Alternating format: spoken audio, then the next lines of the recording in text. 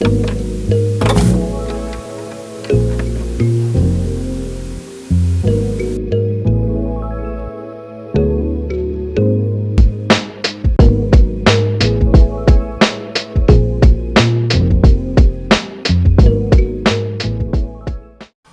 up? It's your boy T-Bone Reaction. Today's from Friday. About to get into weird history thing. Yep, weird history. We want to check out everything that happened in TV in 1994. The 1990 one was pretty good, and shows 1992.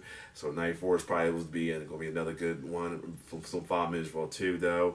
Around the time I was finishing 9th grade, going to 10th grade, going to my new school in St. Edmunds. I was finishing up child school and going into St. Edmunds as well too, though. But a lot of craziness came on TV. What was in TV shows, TV commercial, news, everything. One of this year or the next year is when the O.J. Simpson situation happened. Well, other than that, without further ado, let's check it out.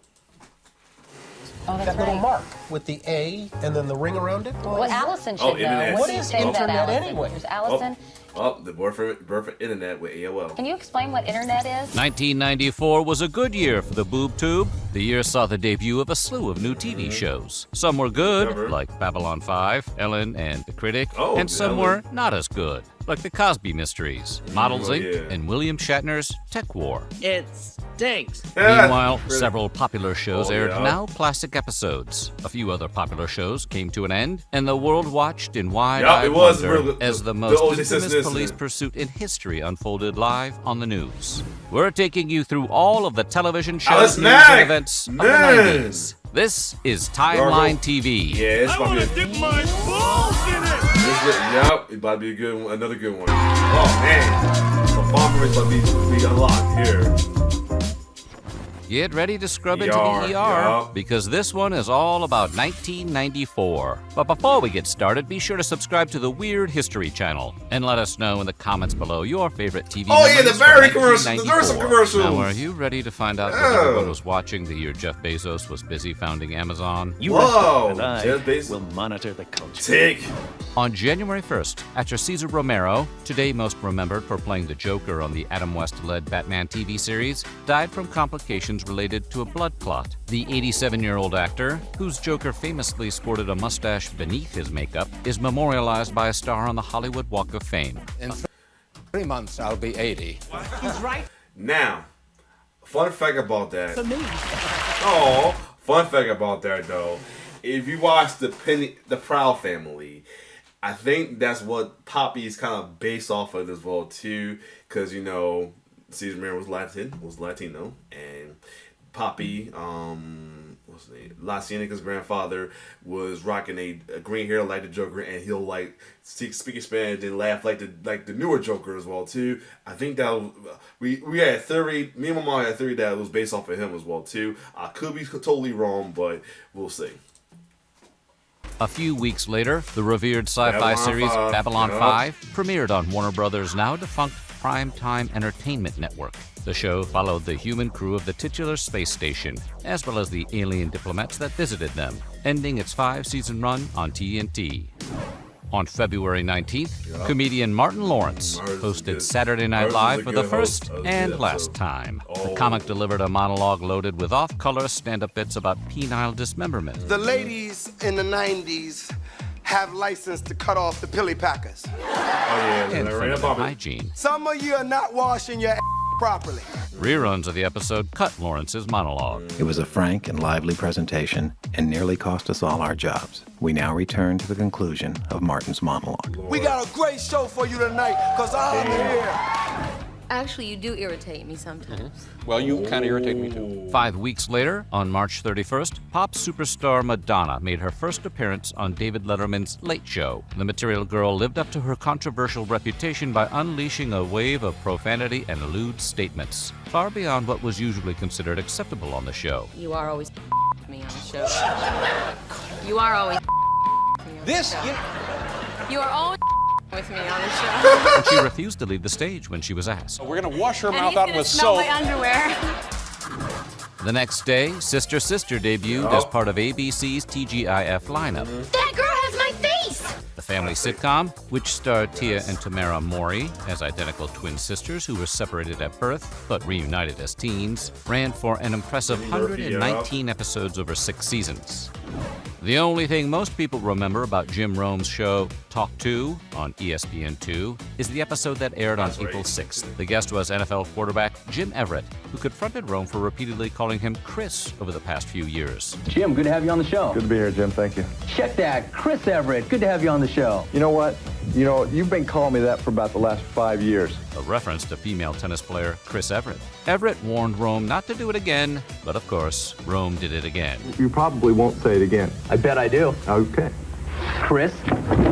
Oh, Too bad. We had a very nice interview that we wanted to do, but I'm going to stand by the smack, and for whatever reason, he didn't want to hear it. Oh, shit. Space Ghost was a superhero who debuted in a children's animated cartoon in 1966. And on April 15th, 1994, the character returned to TV on the surreal animated talk show Space Ghost Coast to Coast. Hey, Al, tell us about your new record. I came on your show because I'm a big fan. Wrong! Next question. Superpowers. Got any? One of the first original series produced for Cartoon Network, the show found the titular animated character interviewing live-action celebrity guests and ran for 11 seasons. Yep. I won't have to fight your mother alone. I have a Batmantis. I have a Robin. And on April 16th, Nickelodeon gave audiences a sneak peek at the pilot for All That, essentially Saturday Night Live for teens. The show featured comedy sketches performed by a large stable of performers, as well as musical guests. The popular series would run 11 seasons and launch 3 spin-offs, including Kenan and Kel.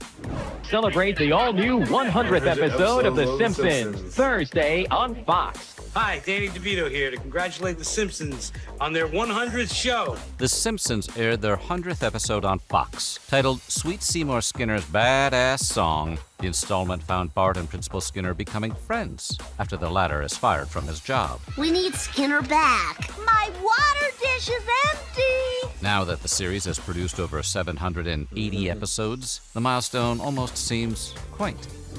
A little over a week later, The Fresh Prince of Bel-Air aired the iconic episode, Papa's Got a Brand New Excuse. The installment finds Will's father reappearing in his life after a long absence only to abandon him again, ending in an unforgettably emotional scene between Will and Uncle Phil that still stands among the top television moments of the decade.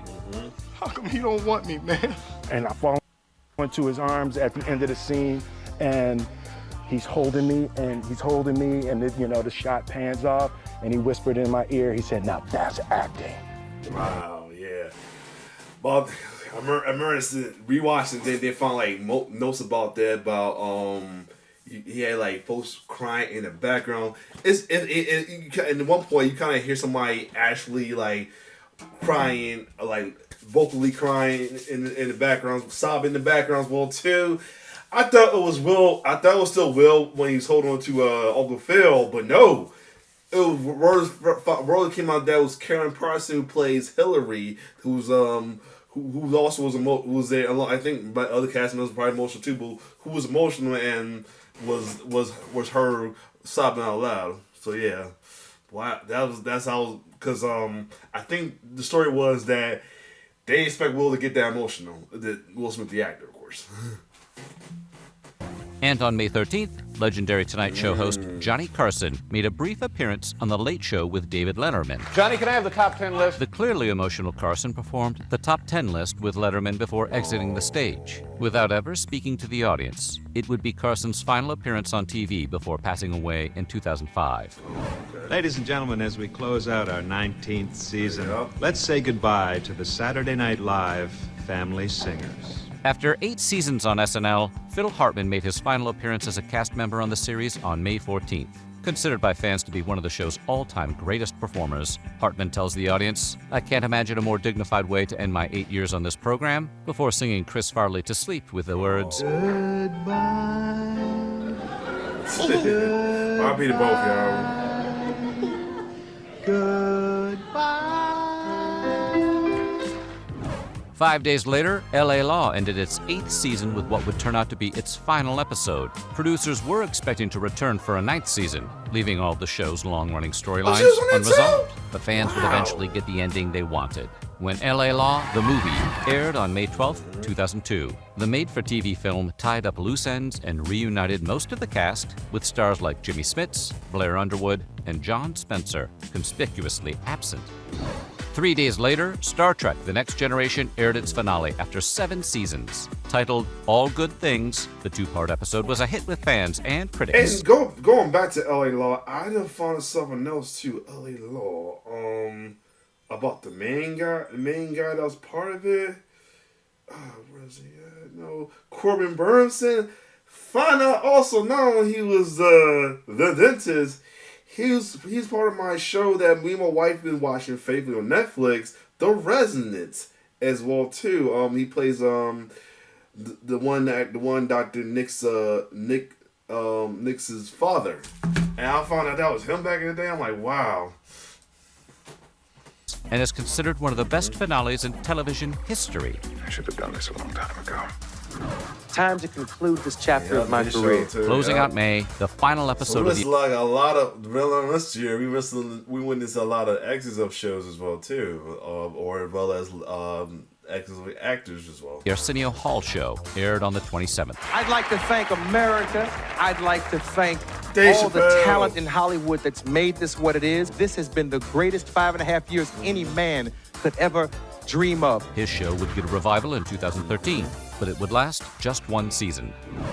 On June 12th, Inside the Actors Studio premiered on Bravo, with an episode devoted to actor Paul Newman. Your least favorite word? Cement.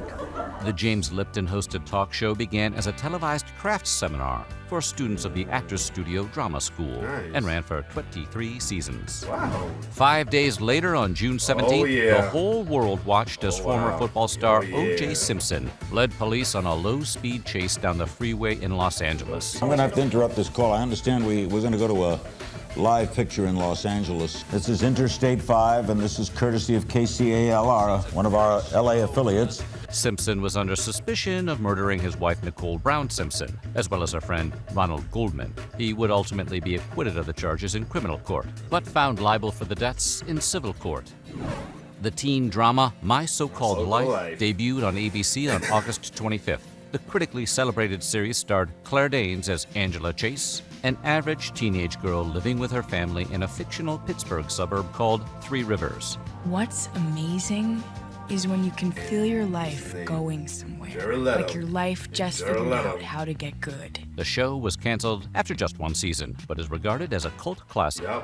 And on September 10th, PTV, which was PBS for kids, rolled out the very first episode of The Magic School Bus. After all years of reading the books and everything, it came to life. I as a kid, I thought it was an awesome moment right there. The educational series followed the eccentric teacher Ms. Frizzle and her class of students as they took field trips all over the world, and even through time, to learn about science. One of the highest-rated kids shows on PBS, the series would run until 1997 and win Lily Tomlin, who voiced Ms. Frizzle, an Emmy. It was hard getting notoriety for my deeply felt role as Ms. Frizzle. Then on September 11th, the teen drama Harlem 5 debuted on Fox. There's older brothers that are really cute, and there's a dog and a baby, and I'm on it. I'm joking. The series followed the lives of 5 siblings who are forced to fend for themselves after their parents are killed in a car accident, and launched the careers of Matthew Fox, Neve Campbell, and Jennifer Love Hewitt. TV medical dramas would never be the same after ER. And don't forget, you cannot leave. You count on now. You can say all of them. You can't just leave them out. You can't leave some people's out. You gotta mention Lacey Chabert. Yeah, I mean, you can't leave her out. No, you cannot leave out Lacey Chabert. Right? She is definitely well known as well too, man. You can't do that. No, you can't leave Lacey Chabert out of this, man. She's definitely she's especially in the voice acting. You can't know, and all Mean Girls too. Come on, you can't leave out Lacey Chabert now. ER debuted on NBC on September 19th.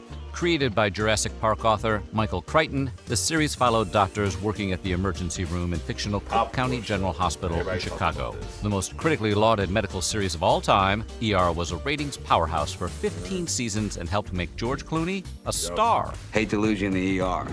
New York City got a new executive assistant district attorney on September 21st, when Sam Waterston made his first appearance. Man, this is when Waterston first joined, and and then not too long ago we witnessed his retirement.